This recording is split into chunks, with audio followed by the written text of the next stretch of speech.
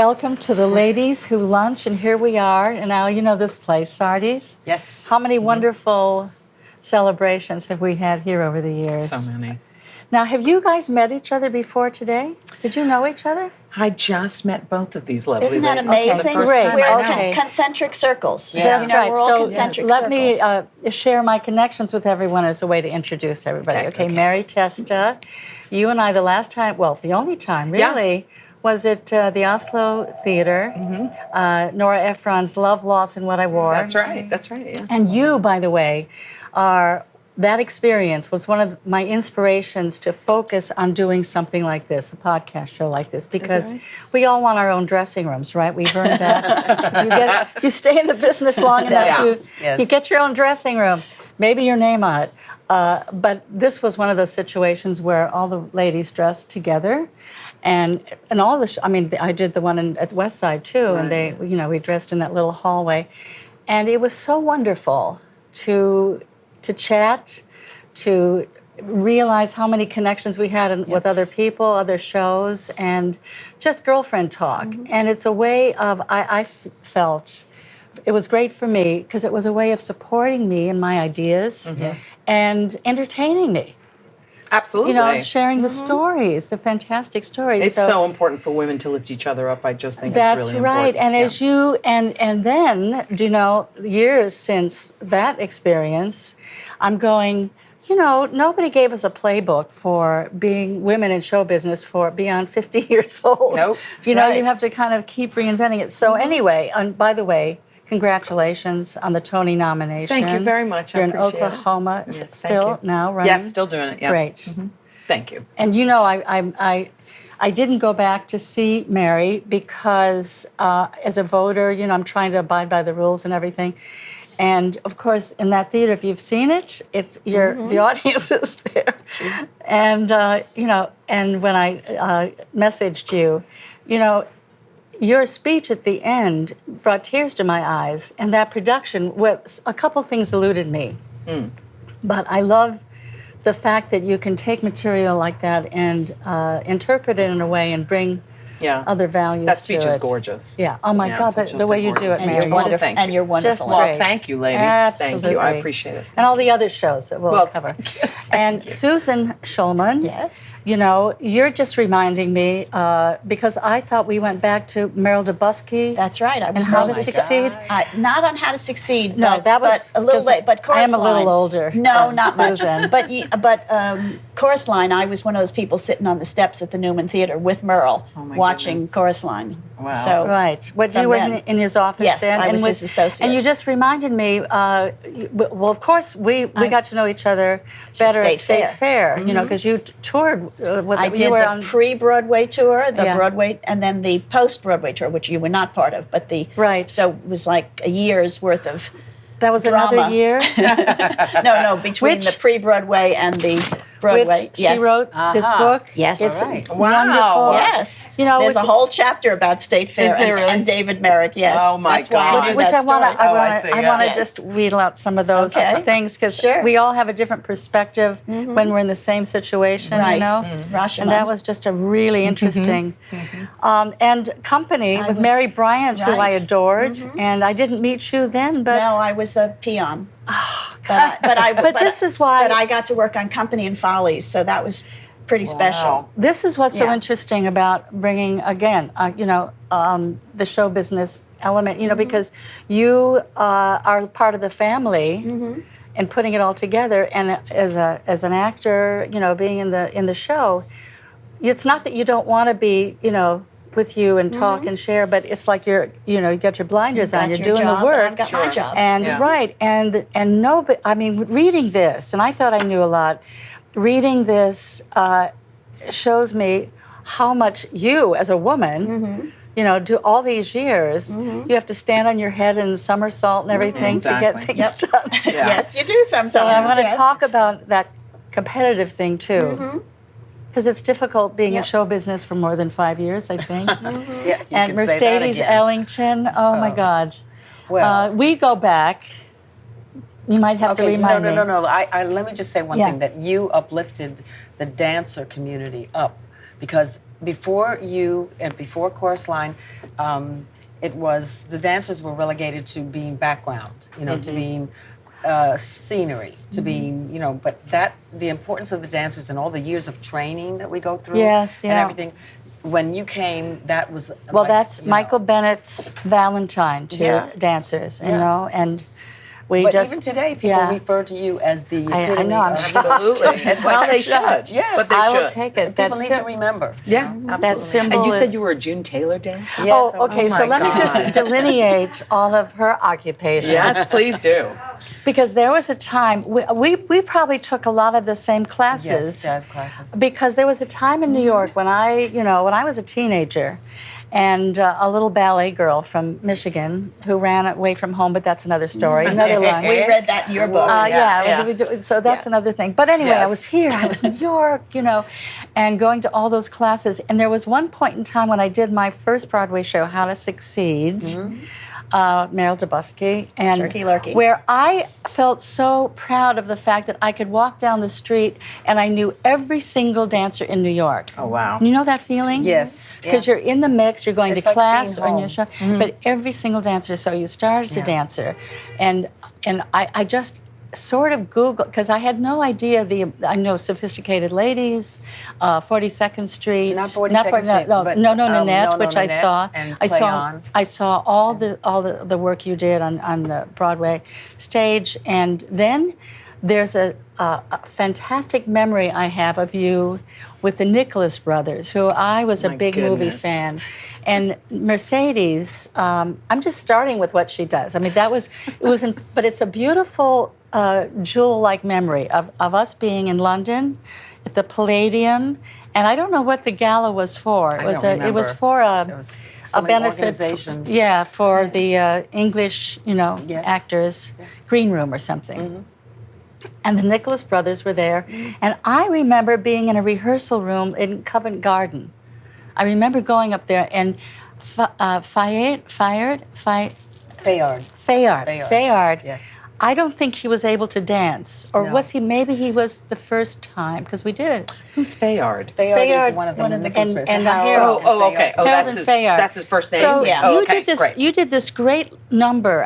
I remember the three of you. You were in this. What was that number? Did you I can't choreograph remember that? It, but it was. She took care of them too. He was you getting, were a little bit more disabled, and we had to specify movement. That's right. And I remember being in the room when Fayard would be sitting, and Harold would be up there, doing it, and Fayard would be just watching, so that when he got up to do the performance at the Palladium, that gala, that he would know. Anyway, I just loved that image of you taking care of them. You know, you were just like so, because you're an educator. Still taking care, because it's like went to the copacetics and Honey Coles and all you the all, people. all the historian. I mean, I'm just getting in. Wow. Now, you are also a writer, a director, a choreographer. Cursed. You created the Duke Ellington Center for the Arts. Yeah, 501c3. And some film on that, enlightened me. Oh. Yeah. Because I was with Andre de Shields yesterday, and Andre de Shields does this, talks about you in such a loving way, and that's when I went. My jaw dropped, because that's when he said something about the June Taylor dancers, and I used to go because I was a Peter Gennaro dancer on Ed Sullivan, and I went, "Oh my God!" But you were in Miami. Right. Well, the first year, but you were up there with the June Jackie Taylor. Gleason show, right? Yes, she was on the Jackie Gleason. My first year as a June Taylor dancer was the year that Kennedy was assassinated here in New York. Then Gleason decided that because of his love of golf, he built a golf on the golf course, the rehearsal studios, and we all moved down to Miami Beach on the Great Gleason Express. Left from the beautiful, now destroyed Penn Station that they used to have. Yeah. And we drove down, and I was very trepidatious about going because we have to go through the South. And so. And this was after civil rights. This was the year after. But it wasn't quite in their mind, right? And he just decided he wanted to move down to Miami Beach. And so we got on this train, the Great Gleason I Express. remember that. I And, remember seeing Jillian- newspaper articles about Jillian's all the girls catered- getting on the train. Right, and Jilly's catered the food, and 52nd, Steve yeah. Lawrence was on with the Dixieland band, and so it was high time. And I'm going to, so they stop in the South. I won't say where, but they stop in the South for PR, and they said we want everybody to go out on the platform, and for pictures and to wave to the people and everything. And I didn't want to get out. I said, I'm having pictures of Billie Holiday's Strange Fruit hanging from the trees, Had so I you didn't want to be negotiated through that kind of stuff before in New York? in Not another really. way. Yeah, In another okay. way. Yeah, Right. that would, New York It was not probably a as little bit different. blatant, But not as much as yeah. you. So I'm standing there, and somebody from the back of the crowd yells out, "What's that colored girl doing up there?" Oh. So there we went, and I'm saying, I'm in for sure. I'm getting back in the train. Yes. And before I could get in, Gleason reached his arm out and drew me under his armpit, and he said, "You stay right here." Oh, nice. Yeah, And he, Were you the only black woman in the yeah. You were, and I love the way Andre put it. You were an activist before you knew it, it was because you were just there. I was dancing, because right? we used to go to these auditions just to learn the combination, and the combination would be a free jazz class. So we'd go, and most of the time, all the people of color, we knew we might not get the job, even for Broadway shows. So we'd go with like a club, and then we'd have coffee afterwards. But we had a free jazz class, and it was a thing because we had to keep our spirits up and So going. yeah, that's a point in Yeah, time yeah. that really interests me, because when I came to New York, because I was there when Sammy Davis integrated with Golden Boy. Yes. There were no African American musicians. And surely not. They didn't In the mix, pit. They didn't mix us. Right, It yeah. was like a black show, a white show. There so was no mixing. that's what's interesting to me, Yeah. because I felt, as a young girl, a frightened young girl, Well, it's- acting like she wasn't scared. I was dealing with a lot of stuff, and one of the things I liked about New York and theater, once I was able to get into it, it felt like it created the aura of acceptance and tolerance. It's a family. It's an aura. Do you know what I mean? It's Yes. not maybe, 100%. Right. Their layers. But they're trying, How was it something that you and your friends understood when you went, It that there was wasn't the understood. product out there that you could? Well, I remember we all decided because Richard Kiley and Diane Carroll were doing a show called No Strings. Strings, Right. yeah. And we said, well, Diane Carroll, maybe we have a shot, let's go and audition. Joe Layton was the choreographer, so we went and we auditioned, and we were all prepared to get our coffee and go away, but we just went to audition. And Joe Layton took us aside and he said, we don't know if Diane will agree to having other people of color because it might be a distraction from her stardom or whatever. And so Really? we went to get coffee. So that was the key word, Okay. we went to get coffee. So we went to get coffee, and then we came back, and he told us, he said, no, she doesn't think that it would be a good idea. So I'm sorry, but you are not going to be doing the show. And he was the director? Yeah. Choreographer? He was the director too? Yeah. Yeah, Joe, who's great. But So, yeah. that was the temperature. I mean, it was. But it was not only that, because in another show, I wasn't hired, and I think Bjork did this show, and I won't mention his name. He didn't hire me because he said my last name, I didn't need to work. I didn't need the money. What? So, yeah. Oh my God. That's was another eliminated. insult. The stupid Yeah. has been running through for a long time. Yeah. Oh my God. Yes. So Yeah.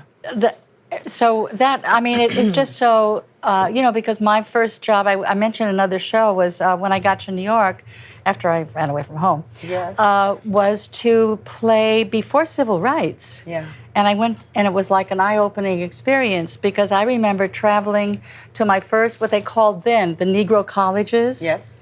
And it was David T. Marr put this little dance troupe together. About 7 people and 1 male singer, and Yeah. so we did Martha Graham, we did ballet, we did Broadway, and we would play the South, like one-night stands in these colleges. We checked in the hotel, and I remember I'm like going to my first job.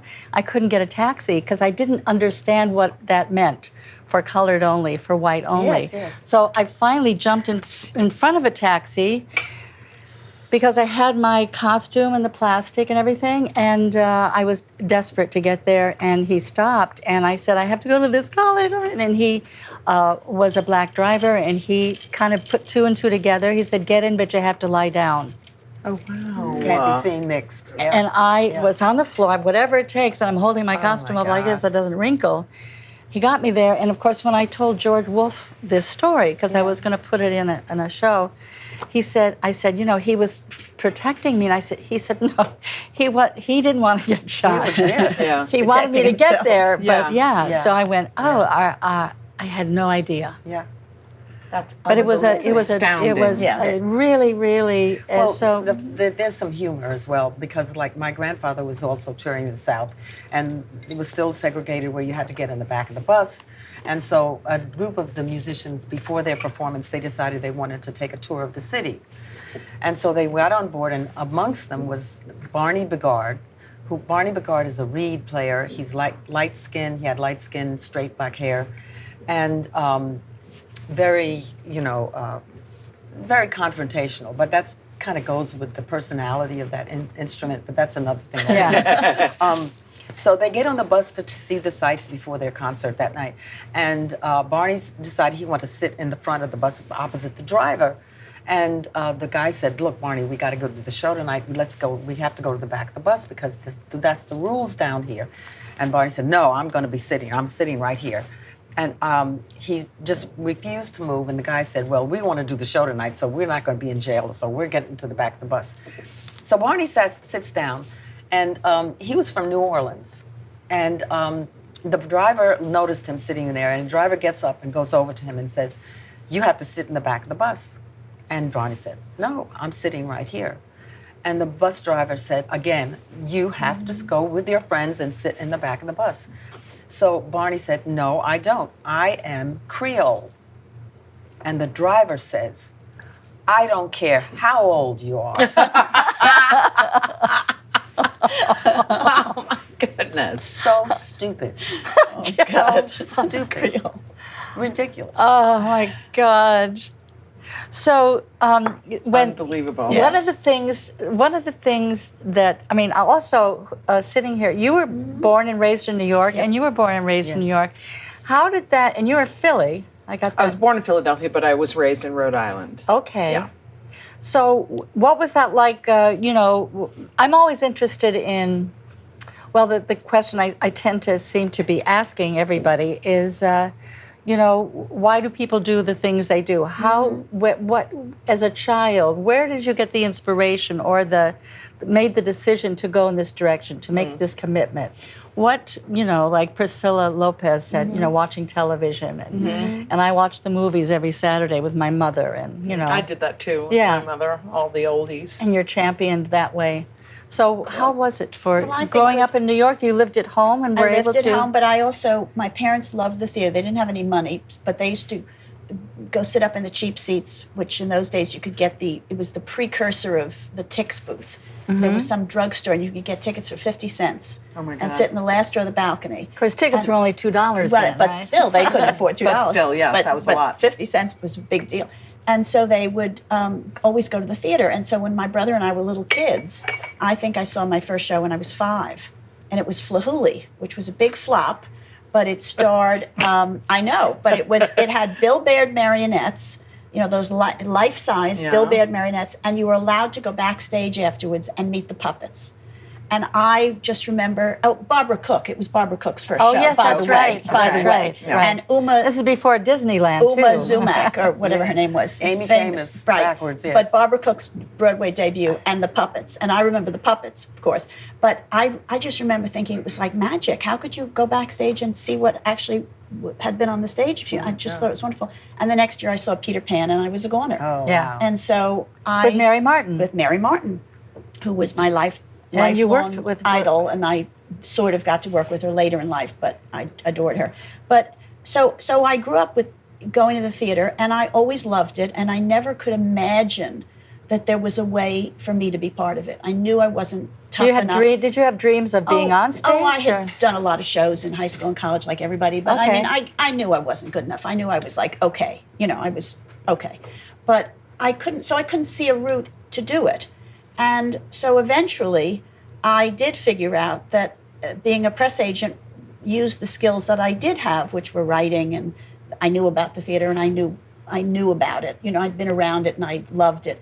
But I discovered that there was a place for somebody like me in the theater, which was inconceivable to me. And in fact, you mentioned Merle Dubusky, who was a very distinguished press agent that I worked for early in my career.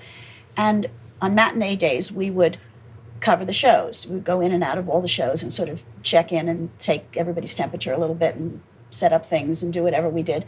And one day, Merle and I were going in and out of, and Merle had all these big shows, including a chorus line, and we would be going in and out of the stage doors, right here where Sardis is. And I remember he looked at me and he said, "You're teasing me," and he said, "You just love it, don't you?" And I said, "I do, and don't you ever make fun of me about it," because growing up, it was inconceivable to me that I could walk into the stage door of a Broadway theater and have somebody say, "Hi, Susan." How could that be Yes, possible? that's great. And Yeah. so it was kind of a miracle to me that somehow that I did find a place in the theater. And because it was not something. Hello, ladies. Hello. Hi. Oh, hello. How are you? It wasn't possible. I didn't know how you could do that Hello there. and not be on the Thank you. stage. That's amazing. Yeah. And so the first break was really, you just went up to his office and said, Well, I had actually worked before that. I had a wonderful experience. My really first big Broadway show was Applause, and directed by Thank you. Ron Field. Oh my Nice. goodness! How I know. lovely. A little bit That's of me. fries. Thank you very much. never after 6. Right. No, nothing after 6. No, That's right. But now you can. But now, go Right, on. Yes. But I worked.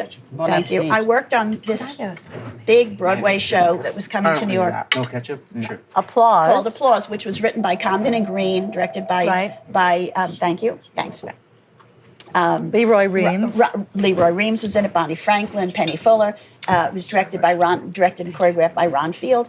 And I was the lackey in the office. I was a little kid, and I was one of a bunch of press agents. Did you just go up to the? But I mean, Well, I got a job with this press office called Bill Dahl. Was a very famous old time. because you knew at this point you had put I had together sort of enough figured it information out, but about. I was a lackey. I mean, I was I see. answering the phones and typing and doing lackey work.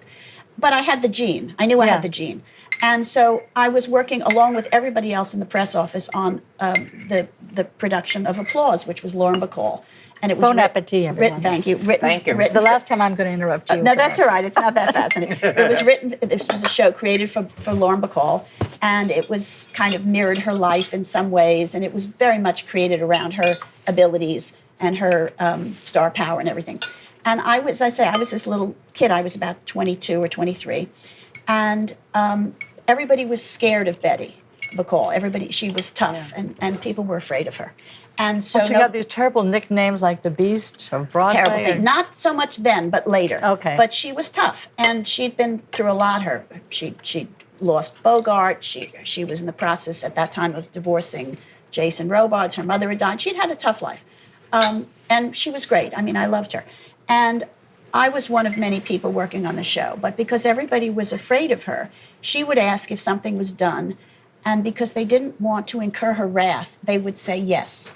And then she'd find out, there you go. And then she'd find out it wasn't done and she'd kill them. But I, with the innocence of youth and, naivete, she would ask me if something was done and I'd say, I don't know, I'll find out. And if it's not done, I'll do it. I'll take care of it. And I wasn't being manipulative or anything. That's who I was. I mean, I was just an honest little kid. And the next thing I knew, I was called into the producer's office. It was Larry Kasha and Joe Kipnis. And they informed this little pisher, this 22-year-old kid, that Miss Bacall had announced to the producers that the only person she would deal with that she would speak to in the Bill Dahl press office was me. Wow. And so at the ripe old age of 22, I wound up handling what became the biggest hit show on Broadway. Wow. And it was crazy because it shouldn't have happened. That was nuts. But I rose to it, and But there are no rules, right? But there were no rules, Yeah. and she trusted me, and because Exactly. she trusted me, and she was right. I mean, I was completely on her side. I mean, I thought she was without, wonderful. like you say, use Yeah. the word manipulative, with just you just being were doing your job. I was just being exactly. honest. Yeah. That's when Nothing wrong with that. you start the network and years and later- relationships, because it's all about. Years later, somebody who worked in that office, who was much older than I was, said to me, How did you manipulate that? And I thought, you see? I thought manipulate. Was it a man that asked that? No, it was a woman Oh, actually. okay. Interesting. Oh, I'm but the shocked. funny thing was, my response was manipulate that. I could barely get my clothes on right side out at that time. You know, I mean, I was a kid. Yeah. But because of Betty, and because Yes. I was an honest person, and I was Yes. doing my Honesty best, is the thing. I suddenly was in this ridiculously responsible position of handling what became, won all the Tonys, and she won the Tony in the show, and it was a big deal. And this was 1970. And you were at that time also, before all of the influx of the social media, you were where the press agent, Yep. before marketing. yeah. Well, we that's did- what I we meant used to to say. do all that stuff. You had to do Yep. everything. Yep. So it was really those relationships you build. And Totally. you Yeah. are the same way as I am in terms of my whole career. It's like, the ups and downs, you know what I mean? And I try not to get too down. But I respect the work so much, and being in the room as you do, it's like awards are wonderful, but it's Yeah, like they're- when you can go from job to job enough, and you're able to work with people who bring you back, like Michael John with Right, you, who I adore. Yeah. who I love so much. And it's really about the work. Any successful person I've worked with, like Sondheim and Hal Prince, I could drop a lot of names. It really comes down, they all say the same thing. It's about the work. I just... And John Doyle, who's Yeah. one of my favorite directors, he had this thing where in the room, that's where all that wonderful collaborative That's what I was going to thing- say. Yeah. That's all of theater is a collaboration. That's right. And if you don't get that, then if you don't understand that, then I don't think you're going to have Right. longevity. Yeah. I So really the don't. collaboration and the relationships that Yes, you build. absolutely. Right, the Such a trust. great joy. Exactly. To do that, you know. And so when people know you want to be in the room and you want to strip away, there's no ego. It's just all about creating something Right. and creating the most beautiful thing you can. And everybody has their job to do. Exactly. Yes. When people know that that's what you do, when you're a team player and that's what Right. you do, they want to work with you. They Yeah. want that in the room. Yep. I had an this is a little different, but I had an acting teacher who said Eli Wallach was hired all the time because the directors just liked having him on the set because he was such a... Because he was fun. Because he was fun Friendly. and he was probably That's right. smart. Yeah, he was good I knew him a actor. little bit, but I had never worked with him, so I didn't know. But that's true of every single job in the theater. Well, probably in life too. But I mean, if you have a choice of 3 costume designers, and one of them is just fun to be around, and they're all equally talented, of course you Yeah. want the one that's fun to be around. Someone like Pat Ziprod or somebody. Yeah. Of course Because you it gets do. heavy out there on That's the road, right. So doesn't it? you want somebody that you feel Yes. a connection with, and that you feel comfortable with, and you feel a rapport with, and that's true of every job, I think. Right, right. So when when I did the Wild Party, Michael John, that was the first time I met him, and he's, I don't know if I'm speaking out of school, but he has a special talent. I think he's brilliant. But I mean, that's But me. also the aura that he sees. He has which kind of falls into his talent, his artistry. His writing to me is just, when I was over there, I mean, he loves you so much. yeah. I've done 5 of his shows. This day and age, for a composer to create roles for an actor Yeah. isn't unheard of anymore. You know, the thing That's about right. him is that he writes women's roles like nobody. He really does. He wrote me a show called Queen of the Mist, and they just did it in London and in Chicago, and I had a moment of, because it was mine. It was written for me. It's mine. Yes. But then I thought, this is such a wonderful role for a woman over 40 that I have to go. Share it. Everybody has to Yeah. be able to play it. And But you will have always created it. I Just will. as Donna has always, Exactly. been the person, and That's you exactly have, right, yeah. that's yours. So that's one of his incredible talents is writing beautiful women's roles. Yeah. Really. I remember when he was in London when we were just opening. I said, you have to write, because his politics, I don't want to get into politics Yeah. and ruin the lunch, but I said, you have to do the Trump opera. Excuse me, I'm choking to death. Don't choke. Yes, Please. That deserves a choke. Yeah, If exactly. anybody could do it, he could. Yes, Anyway, he could. moving right along. No. So Mary, when you were, so you were born in I have to stop Philly. eating now to answer the question. Otherwise, Okay. I'll just sit here and chat. So I was born in Philadelphia, but we moved back to my Did you start parents. studying something like in the arts? When did you start go You for the know, arts? it's funny. My mother was a singer, and we used to sing together in the house. And that's that. My high school didn't have a drama club. I was a teenager when I sort of went, I think I want to be an actor or a lawyer. Where did you get those ideas? No, because I wasn't surrounded by it at The all. lawyers are very good actors. Yes, That's right. exactly. Same- And then I similar thought, skills. no, Yes. if I am a lawyer, I have to go to Especially school for a litigators. really long time. Yeah. So I think I'm just going to be an actor. And I just made a decision when I was like 16. So you don't know where there wasn't any one specific. No, my thing or mother, who was a singer, thing? Yeah. not professional, but wanted to be. And you like the feeling of singing. I and- guess I had a natural voice. I can tell you a story. We lived right across the street from a golf course. We lived right across. Well, the house is still there, and it was right across from second tee off, hole tee off.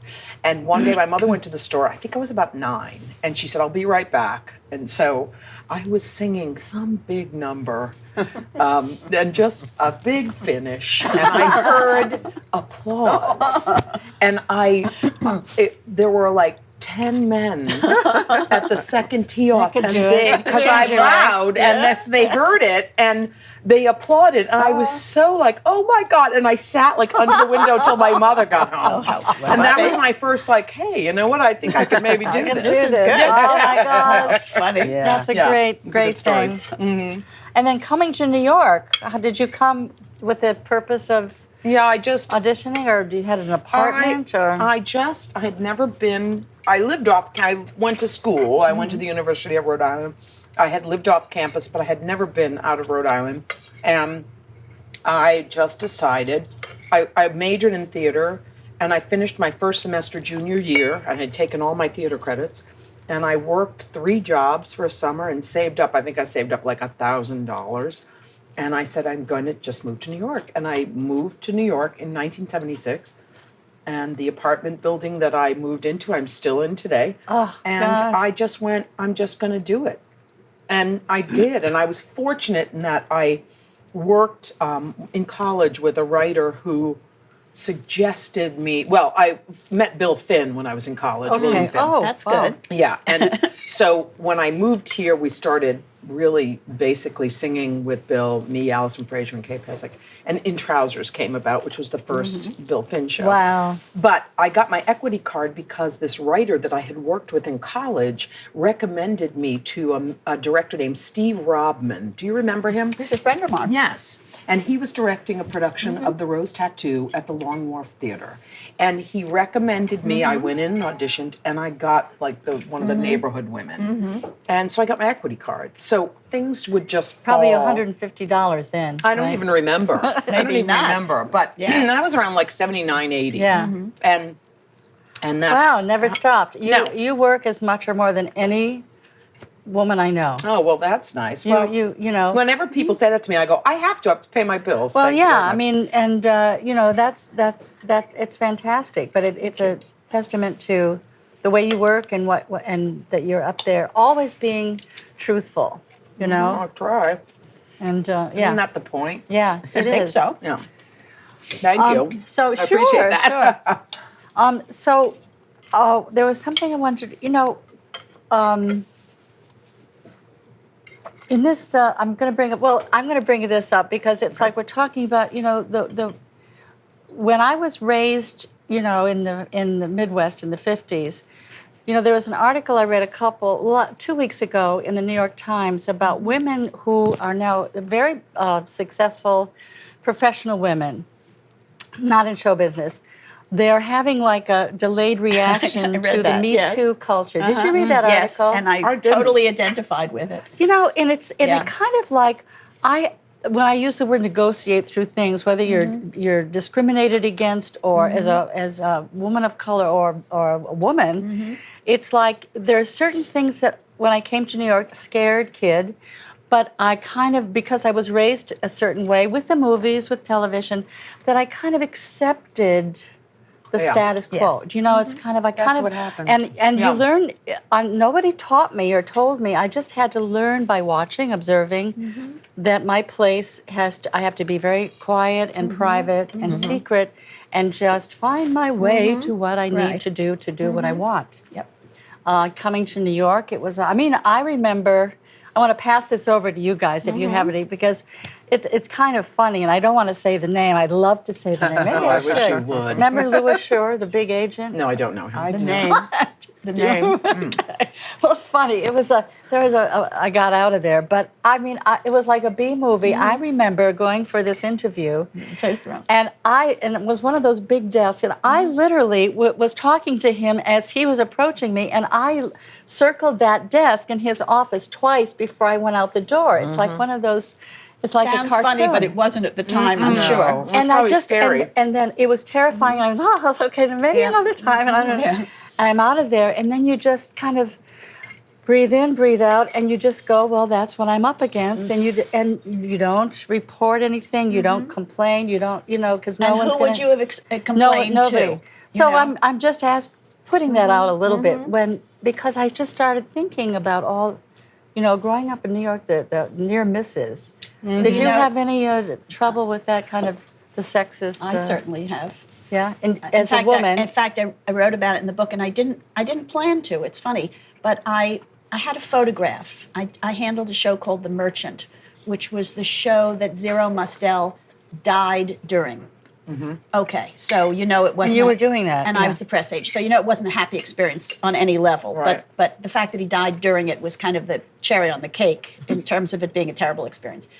But during the course of this production, which was 1979, I think, Zero Mostel was fabulous on stage and not so fabulous off stage.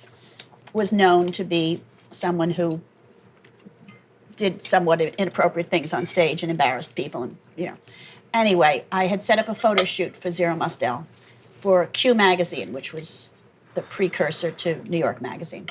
And at the end of the photo shoot, the photographer said, "Oh, let's take a picture of all the people that made it happen." And so it was his dresser and somebody else and me, and I sort of knelt down next to him. And just before the shutter clicked, apropos of absolutely nothing, he leaned over and grabbed my breast. Oh, God. And it happens that I have a photograph, which is, as it happened, I'm sort of shoving his hand away. Oh, Apropos of nothing. I mean, just because he could. Right.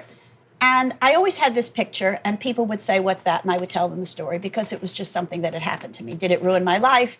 Was I scarred for life? Of course not.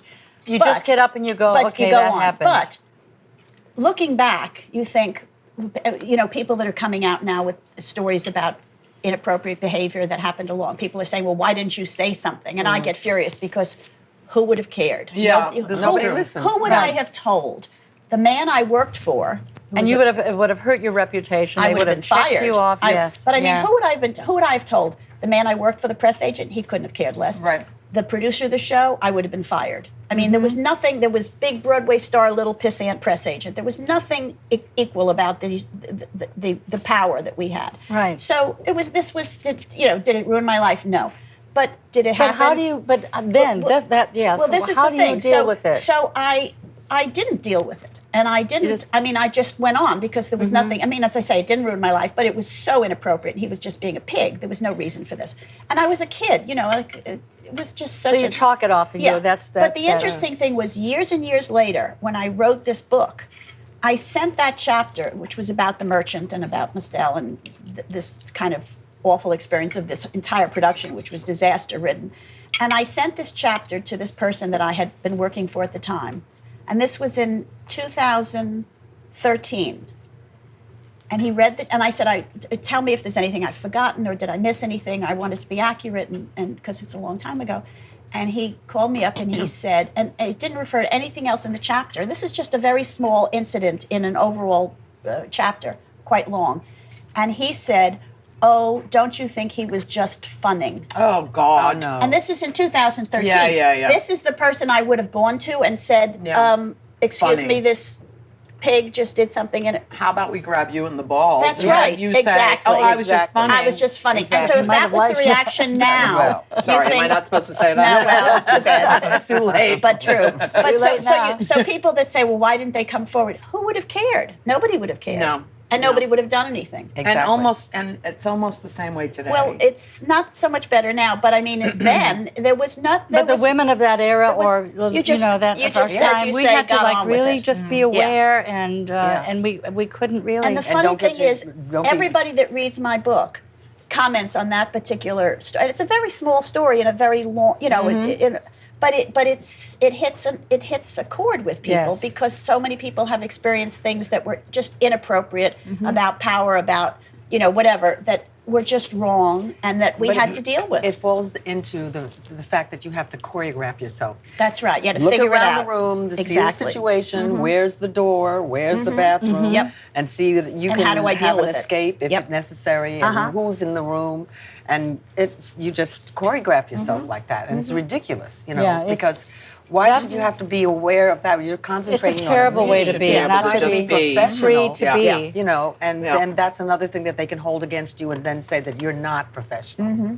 And that's why that article in the Times, when I read it, I thought I'd kind of resolved those conflicting feelings, like why didn't you take care of yourself, or why didn't you protect yourself? But, and I just went, oh, I haven't really I'm mad. Yeah. Well, Of that's course. these women. Yeah. That's I'm what really this article pissed was off. about. These women and these. I didn't these, see this article. Yeah. Where in the It's Times? only you about said? 2 weeks ago. yeah. But these were very established, prominent women in their fields. They were lawyers, and I mean, they were very established, credentialed people, and every one of them said, I've never gotten over the fact that this happened to me, and I didn't do anything about it, or I couldn't do anything about it, and exactly that. You do think about those things, and you think, well, why didn't I just knock his teeth out? Why didn't I just haul off? But you couldn't. The value now is since I read it, it's like, well, bringing it, just sharing a little bit here, but also for myself to just adjust my perspective a little bit, and to have a little compassion for Yes, myself. Yes, Exactly. and don't blame yourself. Because exactly right. that's what happens. We were having a conversation in the dressing room last Because night. I was that way growing up in the 50s and 60s, and I Women just let speak people, so badly to themselves. Yeah. And it's inherent.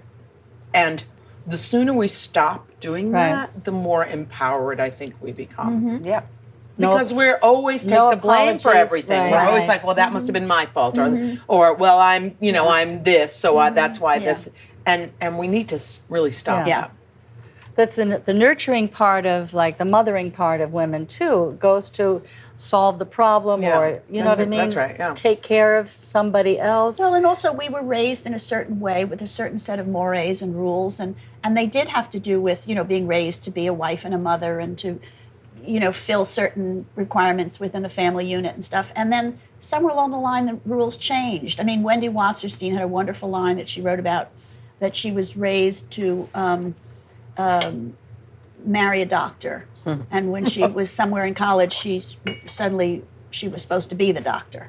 She was supposed to become Right. the doctor. It's Right, like right. the rules changed, and Yeah. and we were all kind of in that generation where suddenly everything shifted a little bit, and Yep. and we didn't have to kind of do that, but we sort of did. and you could And- stop but- apologizing for And you living. could maybe Right. stop, That's and you exactly could be a right. little bolder and braver and more forceful. But there was also a part of you that said, "Well, don't rock the boat, and don't don't be too pushy, and don't be too this." And so there's always that Yes. mixed signal that came. And but I love that Wendy Wasserstein line because it's That's true. good. Yeah, suddenly Yeah, the true, rules, yeah. the ground shifted a little bit in those years. Well, there's racism, there's feminism, and now there's ageism. Yeah. Oh yes, thank you. So we're going through the shifts right. of And the this is addition. like, again, I just I keep wondering myself. I go, well, nobody. I never went to university, but I don't think they'd have a course for what do you do at a certain age? I'm into my into my 70s, you know, and a dancer's life is short. But I want to keep moving with Dance Illusion as much as I can. I love that. As long as I can. I love that. No, but everybody used to ask my grandfather when he was going to retire, and he said, "Retire to what? Yeah. Yeah. You don't retire." So I just gave a speech the other day to the Zena Ramette floor bar people. They're having a conference, and I said, "No, don't ever take that word out of your vocabulary." I talk to everybody in my building. I said, the retire doesn't exist. Say segue. Yeah. Segue from one thing But to another. Mercedes, not you retire. are like, in my mind, the shining example. Do I have something here? No, me. I'm See, this spitting is on good. myself. This is what women do. Yeah. She's like, Yeah, I know, right? You are the shining example of someone who lives the way she speaks, and you never stop. You keep going. You go strong. It's like we're bumping into each other, not a lot, but it's steps. And she's always like starting ballroom, and you're teaching now it. I'm in the ballroom dance. And she's that's like, wonderful. you know, Great. and I'm going to follow your lead because I'm not, you know, I don't do I don't do windows or jumps anymore. No, Nor should you. Nor should No, you. I can do a turn. You can do samba. Can you rumba, just cha-cha, point at paso it? You know, you doble, say, and- but I can still move my No, you hips can and do I the can do yes. it. And I love Latin rhythm, so Yes. I'm gonna, you know. And that's how I got to go to Cuba in March. We went to Cuba for a ballroom dance competition. Wow. And my partner's my teacher. Oh, And my we came God, back with it's great. 2 silver, 2 gold, and a trophy. wow. Bravo. Good for you. I wanted to go to Cuba because that's the one place in the whole Right. world that my grandfather never got to because of the Cuban Missile Crisis. Where they were on their southern tour and they were just about to go there and everyone was called back to the Oh, United that's a States. shame, 'cause he wanted to go there. He wanted to go there, but now Wynton Marsalis is going there and he's got some members of his That's right. band. He has a whole. Did they have an exchange? Yes, yeah. And I said, so I want to go back and take a band and create a band Oh down my there. gosh, you'll So- do it because you. Oh, yeah. You have a book. Yes. And you have another one coming to Yes. be done? Yeah, Rizzoli keeps asking me to do an autobiography, and I'm like, You have to, don't you think? But it's like I'm stuttering. I'm saying, well, blah, blah, blah, blah. Where do I begin? You know, I know. And it's so much to cover without the emotions rushing up in you. I admire the people who write books and don't get overwhelmed by the information. I couldn't. I had to have someone help me with that. I mean, just to organize. I mean, I did 80% of the writing of it, but I needed the help of a professional writer to just get the chapter, kind of organized, and you can talk into. Yeah, you talk into a recorder and just tell stories. Yeah. Or be with someone. I try to do that with Bill Shelby. Bill Shelby was a press agent. You know, Right. remember, I remember worked with Bill. him. dear Yeah. friend. Do Yeah. you remember Bill? Doll, yeah. And I would sit with him once a week. I was trying to record him Once with a my week, little okay. cassette. Yeah. His stories, they're fantastic. The oral history. But anyway, Yeah, because I got three pieces of titanium in me, and I'm still like shoving myself around. Like when I put my ballroom dance shoes on, one of the pieces, like my toe replacement, is out of place, so I have to kind of God. put it in the Dear. and it's ridiculous, you know. So that's why I feel very akin to when I see movies like Wall-E. I'm very, I feel like I'm part of Wall-E's family. You've got all bionic. that. You've got a toe, toe replacement and I 2 never- knees. Yeah. Wow. and you're dancing. Yeah, I refuse to give Thank up. God I for just- technology, Isn't I it know. right? wonderful? God. I think it's great. Now, can I bring up one thing about Yes. your? I was listening to Andre de Shields, Oh, yes. in that little Puppy film that the Dearest, Columbia yes. University honored you with a Lifetime Achievement Award, but you're still going. And your trip to Russia, that was so fascinating to me because what year was that? Do you remember? 71. When the Duke Ellington and the full band. We followed Alvin. Alvin Ailey went first Was on he a the State first Department American tour. company of dancers I to think go so. there? And Yeah? then we were selected to do, another 5-week State Department tour. I was doing No No Nanette at the time. And I begged and pleaded because at that time, Actors Equity only allowed you 1 week a year as a vacation. Yeah. Wow. And now it's still very different. So I begged them for 2 years. And 2 so I had years. 2 weeks to go on a 5-week. And so we went to Moscow, we went to Minsk, we went to Rostov-on-Don, Kiev, and what was then Leningrad. And it was there's several stories about this because it was so weird. The musicians, you know, they're a special breed. You have to talk to them on another level because they're not human beings, actually. But we went on a plane. I was so restless I couldn't even sleep on the plane. I was walking around and so excited because I insisted on going because in my early years I had wanted to be a ballerina. Right. You were a ballet girl. In Yeah. Juilliard, right? I graduated from Juilliard, but in my time, there were no ballerinas of color, so I had to segue. Before Arthur Mitchell and the... Yep. So we're on a plane, and everybody's having a great time, and the musicians are cutting up and carrying on, and we land, and as we land, the people who were waiting for us, we didn't know that many people, they broke the police barrier. They ran out to meet the plane. The Russian public. people are running, and they were running alongside the plane that's taxiing in, and we're saying, they're going to get run over, you know, they have to move.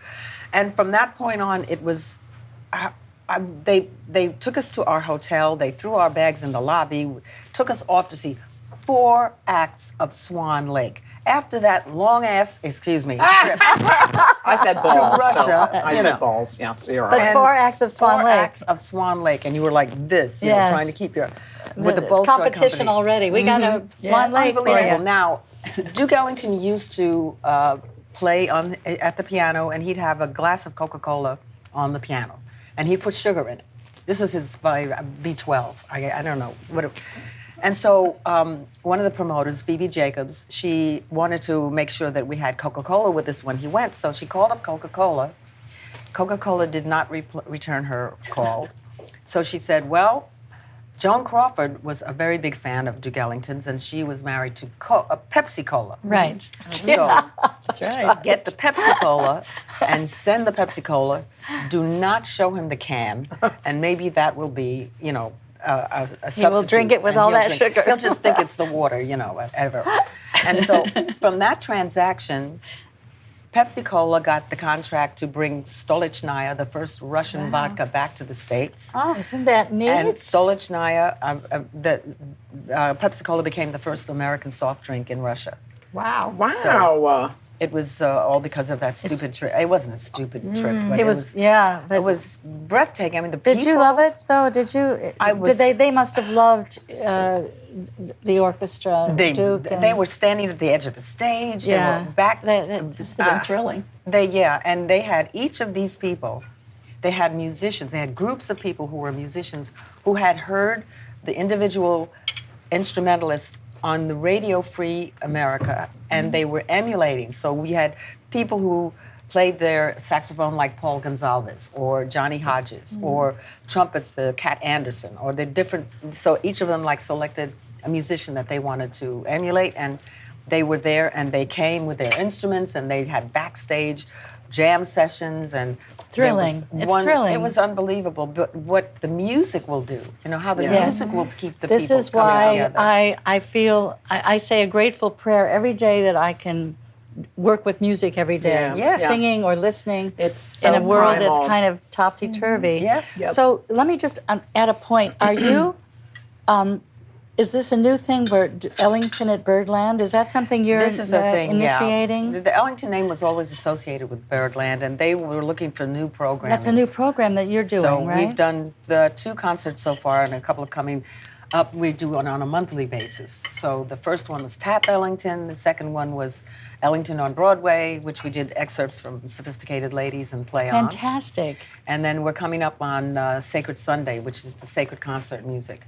And so there's all these different suites that he had. He had the Shakespearean suite. He had Afro-Eurasian Eclipse, the Queen suite. He wrote a Right, suite every for every time he country. traveled, right? You know, and Wow. so it's a lot of music. That's fabulous. I want to be there. Okay, I'm And gonna let you know. you get different. Who's in the group? Just Depends. Like people that I'm can, hoping to get Stokes to do the Shakespearean thing, God.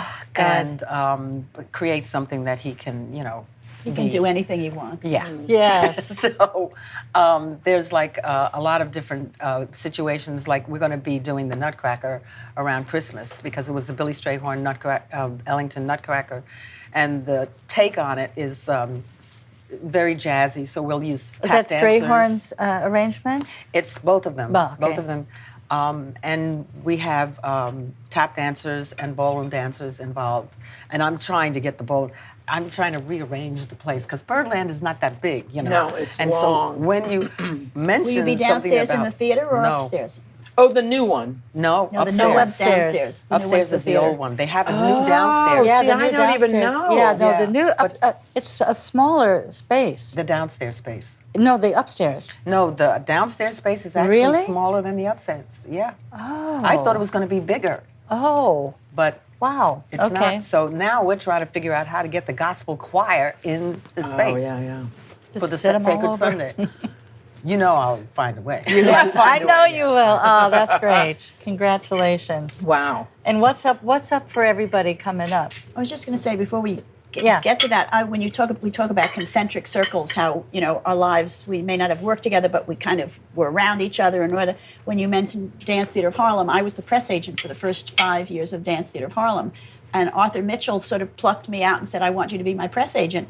And here I'm this little white Jewish girl from New York, and Arthur Mitchell, who was the most charismatic human being alive, and whatever he said, you would do because it was Arthur Mitchell. He was so certain. Oh my wasn't God, he was confident. wonderful. Yes. He was just the most amazing loved man. him. I Yeah, adored we him. took speech lessons together, Mary and Rich. Oh, he was my wonderful. God. This is somebody I don't know. He created Arthur the Dance Theater of Mitchell. Harlem, Okay. and he You know- created. He was one of the first people. I He remember. was the first person of color in City Ballet, New York City Right. Ballet. And Balanchine.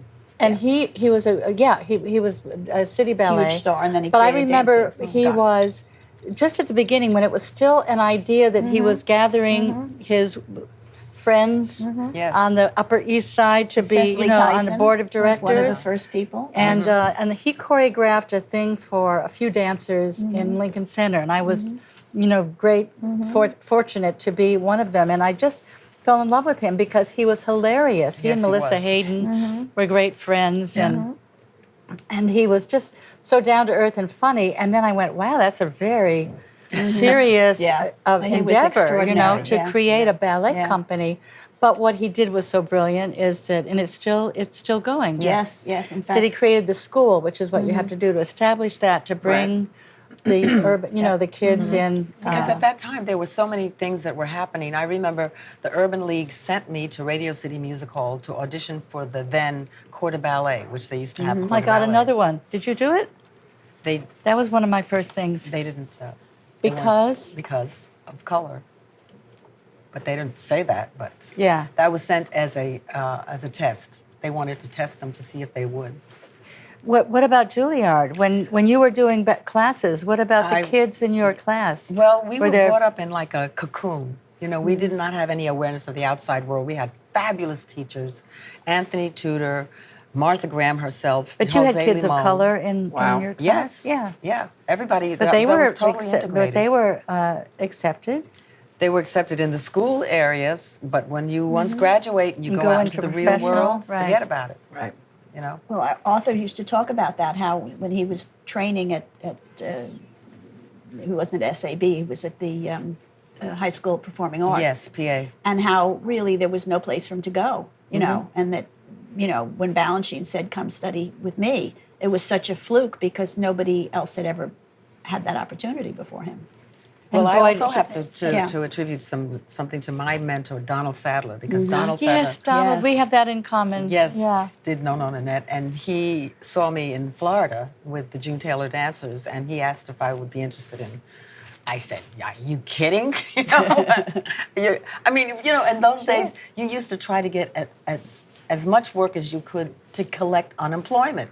I mean, this is the high aspirations you had just to get enough work to collect unemployment. And so I said, well, let me see how many weeks that would be, and I'm figuring out. And so after Gleason stopped doing the Jackie Gleason show, I came up and auditioned for No Nanette, and I got it. So. And then you were his assistant. Yes, I was his associate in a lot of different projects. And boy, didn't And you love protector. him? Oh, what a God, gentleman! he's What, fabulous. did you know No, I Donald didn't Sadler? know him. I Did know you, who Mary? was. No. I love. No, I didn't. I know his name, but I had never met him. Yeah. We did Follies together, Oh, and then he God. choreographed and directed a a musical I did that we at the Lucille Lortel Theater. Yes. Sheba, and when we did Follies, he would bring in, and he loved to share the pictures Yes. of the early days of ABT. Yeah. With Jerome Robbins and Harold Lang and now I've got all that in my storage room. Oh my goodness. I have you two have huge his- storage rooms my that God. is as You much have as to my write a apartment. book. You have And it's to. collecting and collecting, and then another Well, I know you'll musician do the had right an- thing with it because that's Yeah, what she Everybody does. gives me their stuff. I got stuff from Bobby Short. I got stuff from June Taylor. I got 2 of Peggy Lee's gowns. Oh, Oh my God. Got to call Katie Huffman. Yeah, exactly. Katie's doing the Peggy Lee show. Oh God. Wow, that's Well, amazing. I mean, I just loved him, and that's fantastic because yeah. I love those pictures of seeing Yes. Robbins and Harold Lang and Yeah, he used who to else? put them all up against on the top of the mirrors when we were rehearsing. And so he and people of could course see. Marge. Could you be inspired? Marge Champion. Speaking of Marge, dealing yes. with aging, he was one of my inspirations too, because now I'm doing Pilates because Donald did it, Yes. and I'm getting, off an injury and getting strong again. But the Pilates thing, and I remember him doing it, and he and Marge Champion Yes. would go rent a studio, and they dancing. did a little Yeah. film about They it, do a and they bar. would do their Yeah. routines, and just Yeah. an elegant. You just have to keep moving. They can't hit a Talented. moving target. That's Right. I also like to say you have to confound people, because my favorite thing to hear from people is, I didn't know you could do that. And all of us have such capabilities, like a broad Yes. range of Like capabilities. making biscuits in Oklahoma. Exactly. Oh, Except no. I don't do that. Okay, but this is the illusion yeah, of doing exactly. it. Yes. But we have so much. We can't and- be pigeonholed. And as we're well. always being pigeonholed. Oh, Yeah. that's what you do? Okay, Yes, that's what yes, you're always yes. going to do. It's a safety factor, right? People Yeah, feel so you safe. have to confound them. Ellington Yeah. used to That's say good- beyond good category, motto. I and like that's that, the title that he gave for Ella Fitzgerald. She's beyond category. She could sing anything. That's exactly right. That's You know? exactly. I like to think of myself that way. Yes. Because I can do lots of things that I haven't been asked to do yet. The Ella and Fitzgerald so of Broadway. Why think you're done when Yeah. you've got this ocean And you of have a book stuff? or two. Well, or I don't three, know that I'll ever write a book, but but you have why it. stop yourself? Why stop yourself? Yes. You know what I mean? It's Because I mean, when I think of you, I think funny and big voice and all those things. And here you are in Oklahoma playing a completely different character than I've ever seen you do. Right. And there's a real heart and a warmth and a soul, and you're seeing a whole different shade in that well, show. I like to think that I've done that in a lot of I'm shows. sure you have, but I mean, it's sort of Yeah. the big picture kind well, of thing. that's what everybody thinks Yes. of me. That Yes. I'm funny and I have a big voice. That's right. But you know what? that's What I me. love about you, one of the things I love about you, Mary, is that the way you were so generous in talking to someone. I read this somewhere about the way you work. And about especially this role, because I love. It's like that was very helpful because I like to do that too. She tell me if I'm wrong, or you tell me. Yeah, no, You take a I'm- character. Someone was interviewing her, and you talked about. You take a character and you decide what the similarities Yes. are. Oh, okay. Yes. I remember With this. yourself, you start with yourself and the elements in the character, the parts of the character's character that you can relate to, fit in, right? And then the imagination takes play, And in then you find the differences. and that's where. But you're Yeah. grounded. But it's just a beautiful way of creating a total Yeah. person. I And think you have to start with yourself as an actor Yeah. in order to see what, how it resonates with you. You can't just fake. then you can have those leaps of faith. Yes, Yeah. exactly. Oh, that's Yeah. nice. Thank you. Yeah. I do. It's a I beautiful, remember but that. not. When people talk about how they work, sometimes it gets tedious and boring. But I thought that was very, thank you. very clear, and it's a very good thing to adhere to. Yeah. I think. Yeah. You're very good about sharing your gifts Yeah. too. I remember during Yeah. State Fair, you were this major Broadway star, and you were playing. Well, no, that's but, debatable. no. I mean, with this sort of legendary career and everything. And I remember you gave dance classes to the kids in the chorus. And I Oh, the thought, yoga. yeah, thing. yeah. Yeah. And I just remember thinking, they were thrilled. You know, it was just a lovely, that was, generous, you know, nice thing to Well, do. look, she invited us here today. That's right. Yes, Look, we're that's getting it. a hamburger. And we're getting food. that was you know that was an example of, we could go on because I have David Merritt questions, but I know we have to end at some point. But that was a show that, like a lot of shows that don't make it, the cast, it was a kind of a loving, a very loving yes. family. Well, I think all Broadway shows, you create a family. Yeah, I think some- all shows, but- you know, yes, Broadway or sometimes, anywhere, sometimes any they're better than collaborations. others. Sometimes they're more loving, and that was a particularly and it was a shame generous, that lovely we couldn't take it cast. all the way with it. But I'm still friends with a lot of people in that show. I have a show with Andrea McCardle. We do That's a right. concert. That's right. Yeah. Yes. Keep it going. Yeah. Well, as we're winding down, are you guys anything you want to? Well, I thank you for asking Oh me my to be gosh. part of this. I'm very honored to be This part is great. with Mercedes, with Well, Susan, we've got with famous, you. what's her name? No, you can't do that anymore. No, you have to stop. That's what I'm talking about. No, you're right. You're right. You're right. I'm See sorry. that kind of- I apologize. You but opened my eyes because I thought, have I not paid attention or something? to the press agent over there. Yeah, because I thought they work. I mean, the stuff they do We all, for the show. we all have a part of it. Right. We all have a role. Absolutely. Yeah. So you don't need to ever, as your friends, diminish Well, your. and that's partly why there was a Because book. I was telling Yeah. you that if I ever get into trouble, I'm not going to a lawyer. I'm going to the press. Yeah. Yep. Yeah. Well, on that note, Yes. cheers, ladies. Cheers. Cheers. Thank you Cheers. for inviting us. Cheers. Whoops, Champagne. Wait a minute. I can't quite do it. Here we go. Okay, even though it's Thank you. Lovely to chat with all of you. How Yes. nice. God, it's been wonderful. onward and upward, I say. Yep. We ain't dead yet. Can I finish eating? Yeah. I'm starving.